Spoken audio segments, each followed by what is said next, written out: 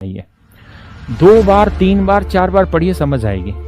पता है, मैं तो सरकारी स्कूल में पढ़ा था अपने गांव में, ठीक है। बाद में दिल्ली आए हम तो ट्रेन पकड़ पकड़ के। और मैं जब पढ़ता था ना तो मतलब मेरे को बहुत कम ही चीजें याद अपनी बचपन की। छोटी क्लास में पढ़ता था तो गरीब परिवार से थे, घर परिवार के सारे ही आदमी जमींदारी में झुके रहते थे। पढ़ाने के लिए हमें कोई कुछ नहीं कहता था।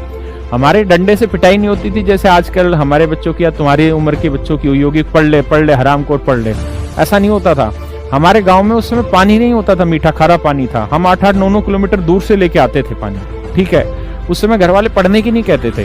उस समय कहते जा खेत में पानी बढ़ाया, पुराने काम। छोटे छोटे बच्चे थे हम, 4-4 5-5 6-6 साल के, तब भी से हम काम करने लग गए थे। हमें कोई नहीं कहता था। मेरी एक ताई थी, वो घर में रहती थी, तो उसको मैं याद करके सवाल सुनाया करता था। तो मैं क्वेश्चन भी याद किया करता था और सॉल्यूशन, क्योंकि वो भी पढ़ी लिखी नहीं थी। तो उनको पहले मैं क्वेश्चन सुनाया करता था, फिर उसी क्वेश्चन का मैं आंसर सुनाया करता था। और जब मुझे कुछ चीज समझ नहीं आती थी ना, तो चूंकि मैं बच्चा था, मैं समझता नहीं था उनकी बातों को। और वो भी इतनी पढ़ी लिखी नहीं थी कि वो उन चीजों को समझ पा रही होती।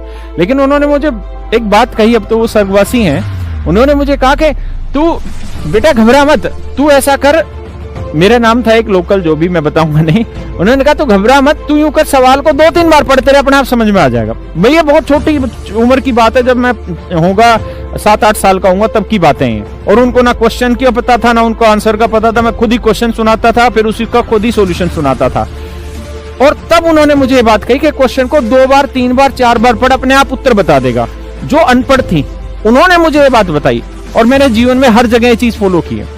आप चीजों को 2 बार 3 बार 4 बार पढ़िए, अपने आप उसका उत्तर समझ आ जाएगा।